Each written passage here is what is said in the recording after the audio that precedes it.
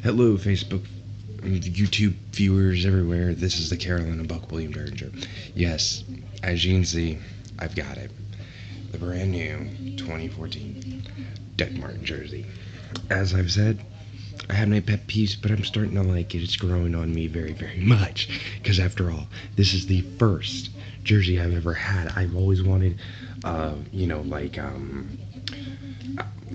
Michael Stockmore, Sapp, Keyshawn Johnson, Brad Johnson when he was our quarterback, um, Rondé Barber, the Iron Buck.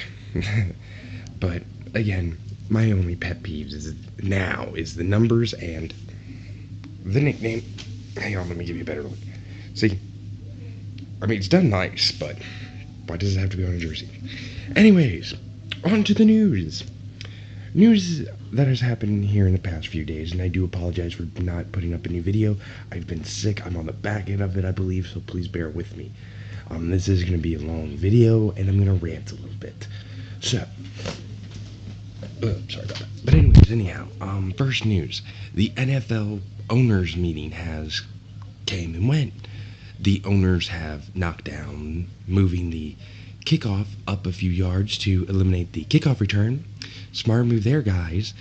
They have voted to raise the goalpost 5 feet so that way they can better indicate for those longer field goals like we've been experiencing over the past few years. It's been slowly on the incline there.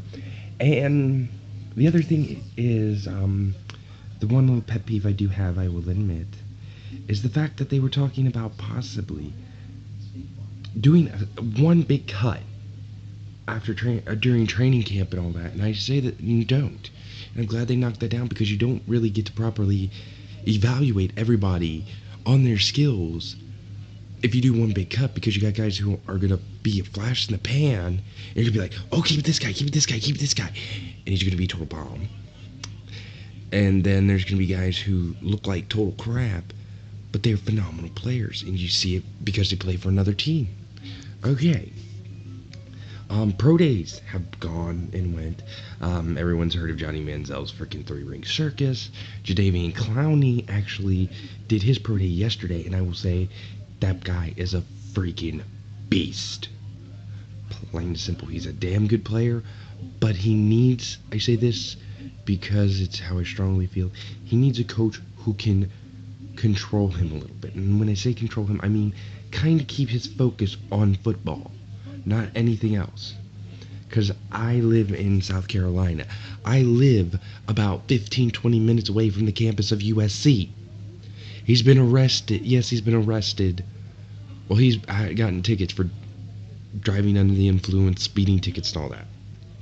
Who doesn't? Honest to God, who really doesn't? Everybody kind of gets them. Unless you're cautious and everything, you use better judgment. Depending on who you are. I'm not saying that he doesn't have good judgment. But I think Lovie Smith would be the guy that could kind of harness his potential and really bring it out of him. That's just my 2 cents. You guys can go down in the comments below and argue your point about your team, your coach, all that stuff.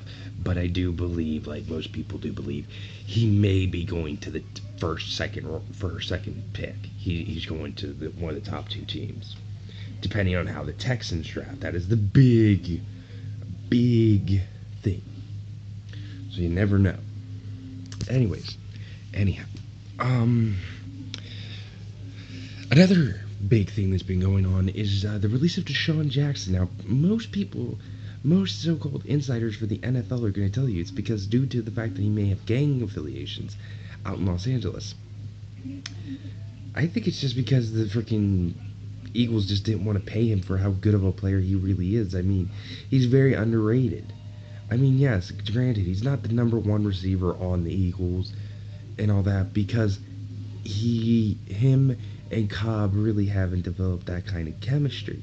But yet, when Cobb does throw to Jackson, a lot of the time Jackson can get his hands on that ball and he keeps it. So I think it's just a money issue. That's all it really was. It wasn't because of gang affiliation or anything like that. But here's where I will rant. Okay, I'm gonna let you guys in on a little personal info on me. I'm a follower of excuse me, of NFC South. Okay, it's a Facebook page. Look it up.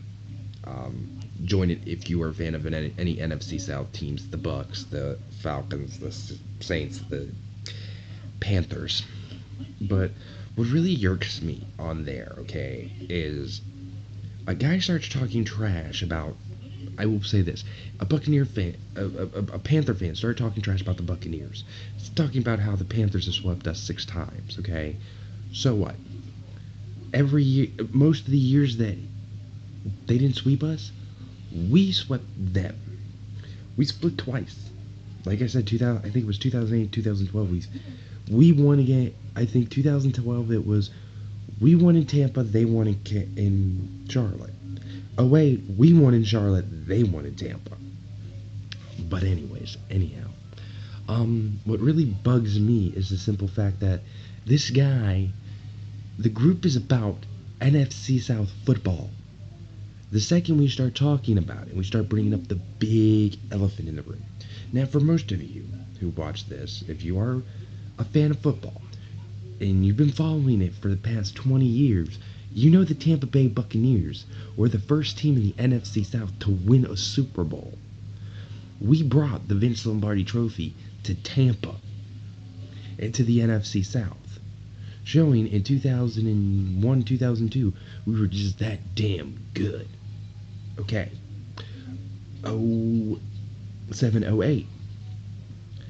The Saints bring a Super Bowl championship to the NFC South again, showing how dominant our division is. Because if you think about this, okay, since 2002, when the NFC South was formed, when the Bucs, Panthers, Falcons, and Saints were all combined under one group, the NFC South, we have never, ever had a repeat champ. It is still yet to be seen, and here we are, 2015, 13 years later, almost 13 years later, no repeat champ. Each team has won it 3 times. Tampa's won it 3, Carolina's won it 3, Saints won it 3, Atlanta's won it 3. Okay? We're the only team in the NFL to actually have our entire division represented in the past decade. From 2000 to 2010, well, no, 2002 to 2012. I'll put it that way because that's what statistics I found on the internet. We were the only division during those 10 years that each of our teams went to the Super Bowl. When the division went to the Super Bowl, yes, granted, the Panthers and Falcons have not won a Super Bowl, but I will be so far brazen in saying this: Atlanta will win a Super Bowl and bring a championship to the NFC South before the Panthers do. Plain and simple. Okay? Unless the Panthers can put together a phenomenal team. I mean, I'm not going to bash Ron Rivera. He's a damn good coach. It's just, there's pieces missing. There's pieces missing, pieces that disappear, pieces that get sick and all that, blah, blah, blah, blah, blah. But when the group is about one thing, you don't sit there and talk about all the other accomplishments. Your state, basically the team you follow, the state they're in. You don't sit there and start bringing up all that stuff, because then you got people saying, well, your state hasn't won this, your state hasn't won this, blah, blah, blah, blah, blah, blah, blah. Okay? We're talking about NFL division, NFC South football. Not the NCAA, not hockey, not baseball, football. Do not go ranting on every other little accomplishment your state has done. Okay? So, to go on another little thing, is I will confess something to you guys. I'm not just a Buccaneers fan, okay? I am a very avid fan of the NFC South, except for the Panthers. So if my team stinks, I will jump on the Falcons bandwagon or the Saints bandwagon, like in 08. I jumped on the Saints bandwagon because I was really pulling for them. I mean, after Hurricane Katrina, there you go. The ultimate underdog story. A team that's not even supposed to make it into the Super Bowl, not even make it to the playoffs, not even make it to the regular season. And the boys showed up and kicked ass. Yes, the only thing that sucks is this Bounty Gate scandal. Does taint it a little bit. But you still can't deny that that team was not damn good. You know, it wasn't like they went out and they were taking, hiring some guy to go look over everybody's shoulder and take plays or anything. I mean, I do agree with the NFL. It's stupid to sit there and go, oh, we'll give you $10,000 if you take out this player. We'll give you $15,000 if you can take out Brett Favre. I don't agree with that. Okay? So, anyhow. AFC team, I follow 9 times out of 10. It's a toss-up. Was the Indianapolis Colts before Peyton Manning went over to the Broncos.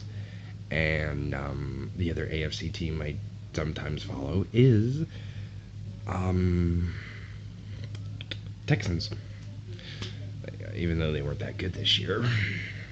But anyhow, I put the question to you, my fans and everybody, my viewers, my fans, my fellow Buccaneers, because I am posting this on Facebook, so that way my NFC South fans, Buck Nation, all of my newfound friends can see this. But my question to you is, with the upcoming NFL draft, who do you really and honestly and truthfully legitimately think the Tampa Bay Buccaneers can acquire in the draft? And who do you think is going to be the last free agent that the Buccaneers sign before we stand back and we're out of free agency? So go down below, like it, hate it, subscribe, comment down below, and give me your thoughts, okay? So I will see you guys later. Bye.